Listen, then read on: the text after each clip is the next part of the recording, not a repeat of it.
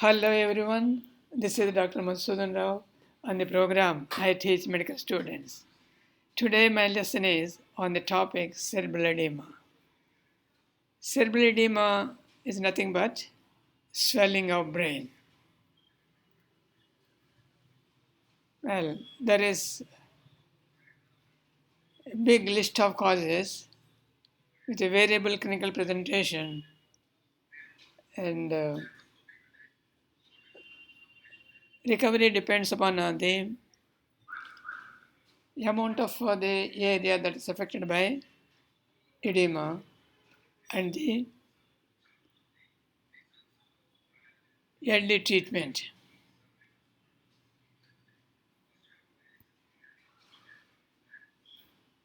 Cerebral edema is nothing but swelling of brain. Unless treated early, may cause brain damage and death.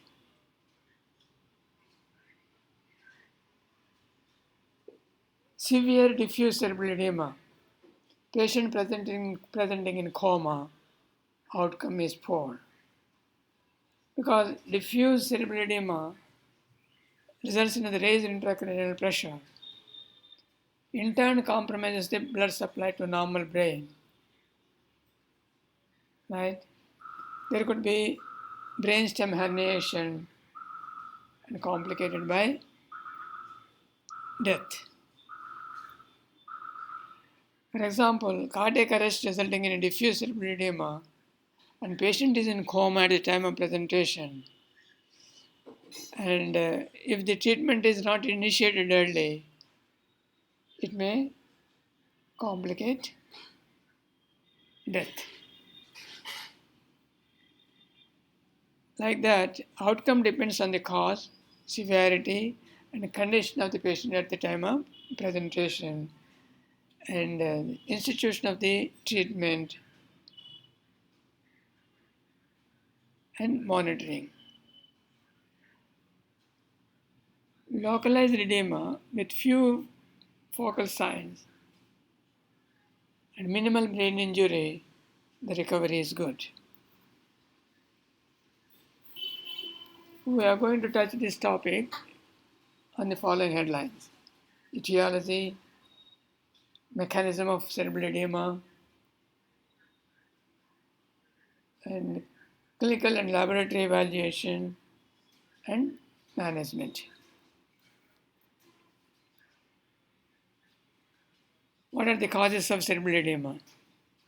Acute hypertension, trauma, tumors, ischemia, infections, and metabolic. Acute hypertension may result in cerebral hemorrhage, that is hemorrhagic stroke, that results in the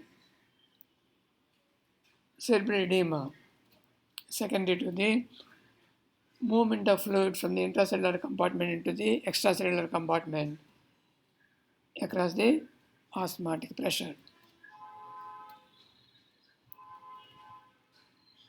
Trauma. Trauma again results in the interruption for the blood-brain barrier, thereby resulting in the movement of the fluid into the extravascular compartment. Tumors likewise result in the interstitial edema.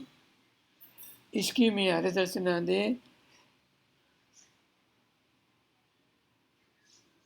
cytotoxic or intracellular edema. Infections, metabolic, all are responsible for cerebral edema. What is the mechanism? There could be non-neurological causes. These are the list of causes we explained with regard to the neurological causes: trauma, tumors, ischemia, infection.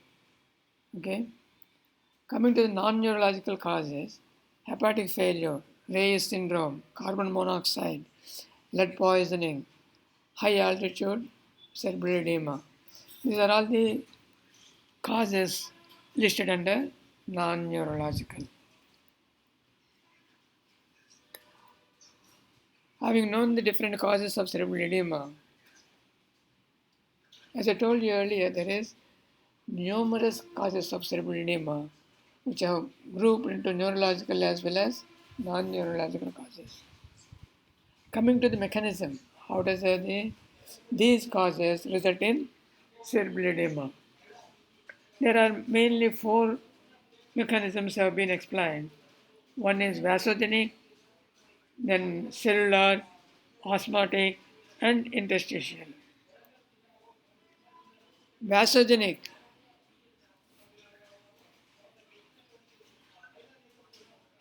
Injury to the blood-brain barrier, disruption of the blood-brain barrier occurs in the vasogenic cerebral edema. That injury could be secondary to the inflammation, which results in the opening up of the tight junctions of the vascular endothelium and the leaking of the proteinaceous material into the subendothelial matrix of the capillaries and also into the extravascular compartment. This leads to the movement of the fluid from the intracellular compartment into the interstitium across the osmotic gradient. Thus results in the swelling of the brain. Okay. Cellular.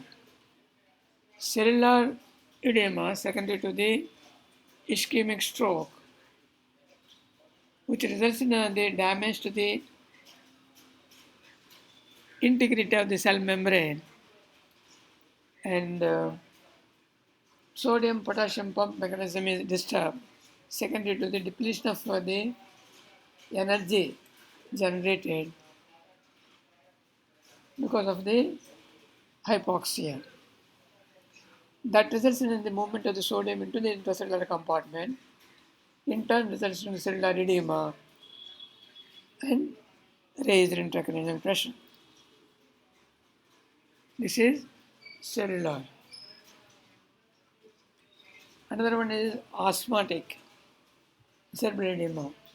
This occurs when the extracellular compartment is hypotonic and the fluid movement occurs across the osmotic gradient from the extracellular compartment into the cellular compartment. Okay, that results in a swelling of the cell and the cerebral edema. Then comes the interstitial edema. This occurs in conditions associated with the hydrocephalus and intraventricular hemorrhage, which results in the raised increased pressure in the ventricular compartment. Thereby there is leak of the fluid across the hydrostatic pressure from the ventricles into the interstitium. Okay, that results in cerebral edema.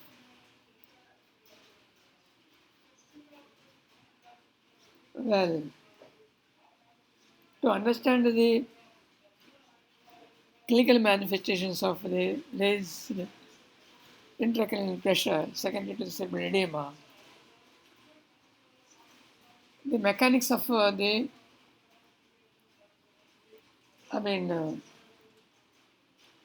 intracranial space and the space occupied by the contents of the cranium, they are fixed. That is, intracranial space is fixed. The volume of the contents, that is the brain, blood, or the cerebrospinal fluid, they are also fixed. So any increase in the fluid volume, say there is increase in the cerebrospinal fluid volume, which is supposed to be 150 ml around, and volume of the blood in the brain is around 150 ml. That of the brain mass is around 1200 to 1500 cc. If there is any increase in the volume of the fluid, let us say, it results in the compression over the brain mass and compression on the blood vessels. That results in the reduced blood flow to the brain tissue, which in turn causes the hypoxia and hypoglycemia, okay, which causes the damage to the brain tissue, further perpetuating the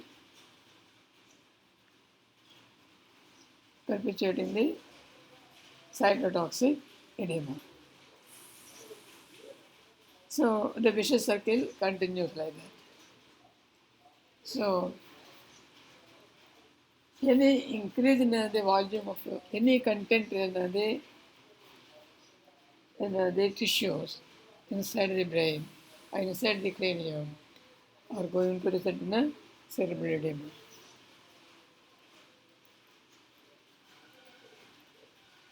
Clinical presentation depends upon the cause and rapidity with which it develops and the area of the brain, extent of the area of the brain that is affected. Okay.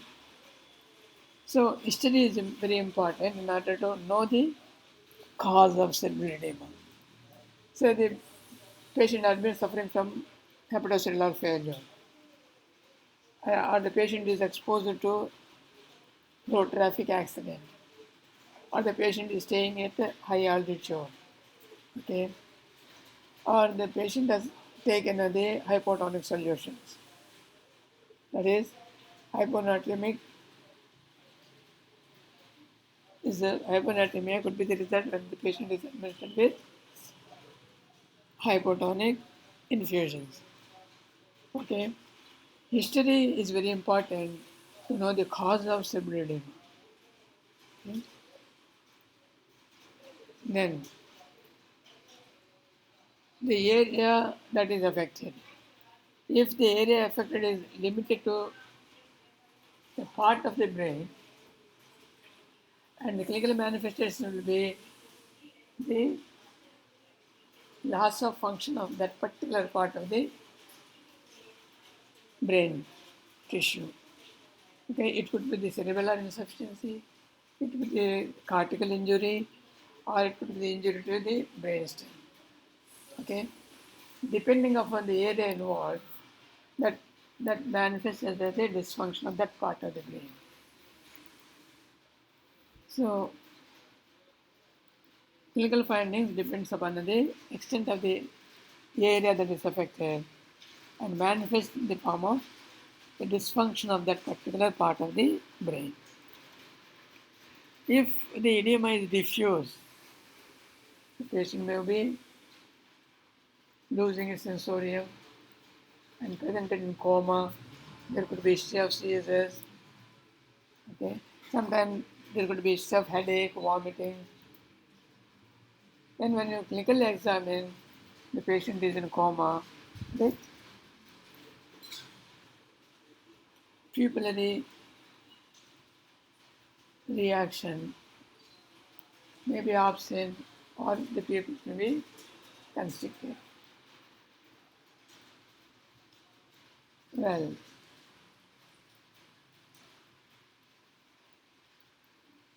after the assessment of the patient clinically and in the light of the history, most of the diagnosis is confirmed.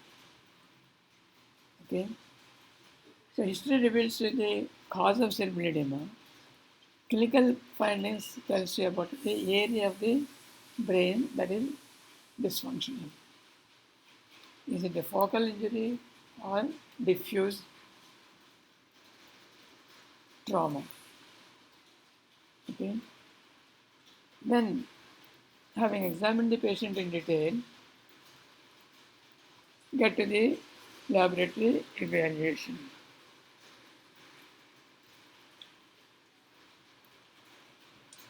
CT brain will show the extent of the cerebral edema and also will tell you about the cause of cerebral edema. Is it the cytotoxic or vasogenic or mixed, can be diagnosed by CT or MRI. And intracranial pressure monitoring will tell you about the presence of intracranial hypertension. Okay, that will help you in the management. Coming to the images, pictures that I am going to tell you about the cerebral edema.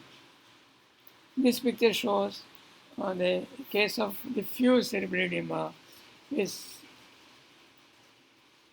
subfalcial herniation, and that there is transdental herniation of the temporal lobe. There is the cerebellar tonsillar herniation into the foramen magnum. This is the patient with the cerebral metastasis showing diffuse cerebral edema. Now look at the brain. The image of the brain should not be forgotten when you are attending a patient with cerebral injury.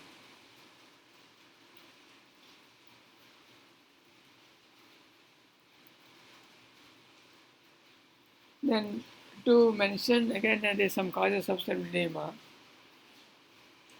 vehicular accident, trauma to the brain that results in the vasogenic or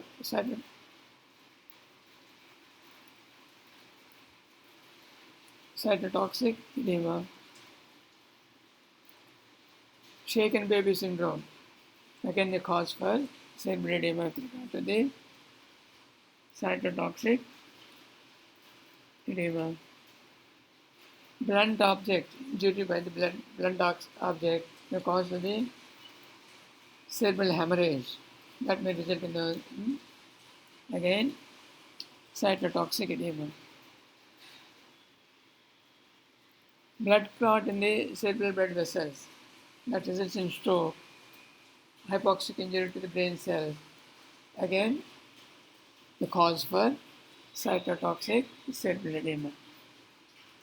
Brain hemorrhage, brain tumors are responsible again to the cytotoxic cerebral edema. Carbon monoxide poisoning, high altitude, low bed slow sodium are all the causes for cerebral edema of different mechanisms.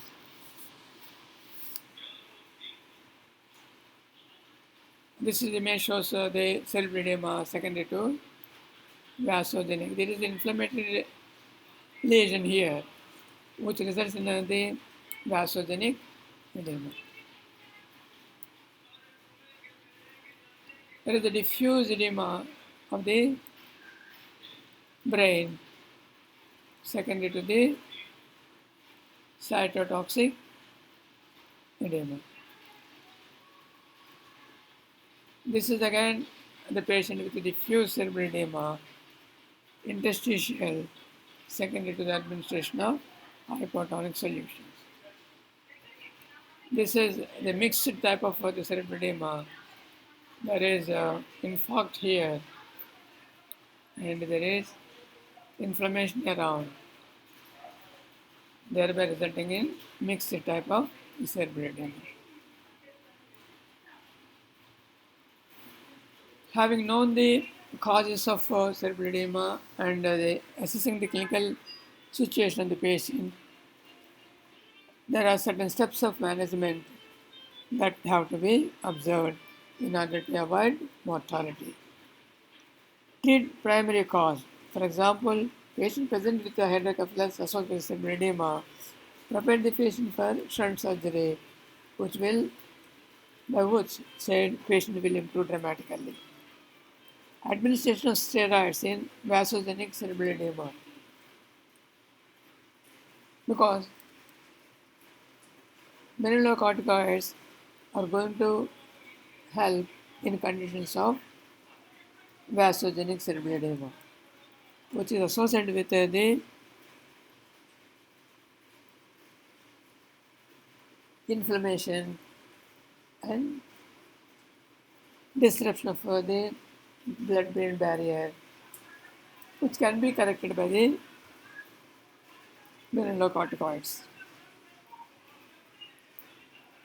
Then coming to the administration of mannitol and hypertonic solutions in osmotic as well as hydrostatic cerebral edema. Having put the patient on the treatment line, monitoring is very important with regard to the intracranial pressure, which will tell you the efficacy of the line of treatment you have been delivering to the patient. And monitoring again help assist you in grading the treatment. That is very important in order to assess the prognosis and the effect of the treatment that is being delivered to the patient.